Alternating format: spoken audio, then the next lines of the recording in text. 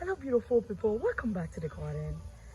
I am Eve and I am on Orlando, Florida.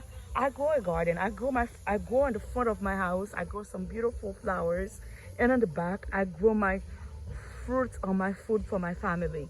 It is a lot of work, but at the same time, I like it. It's beautiful. I don't know when I'm going to be tired, but so far it's okay. It's okay. I remove all those parts right there for me to mow the grass because I mowed that side over there, and right here I have to remove all the front parts and then to go on the back. This is it. You guys can see the grass are getting green, but where I have the pots, the grass are dying. I don't mind. Anytime if I want to have grass again, I will just remove them and bring the grass back again. So far guys, this is where I am. Thank you so much for watching the video. See you for another one.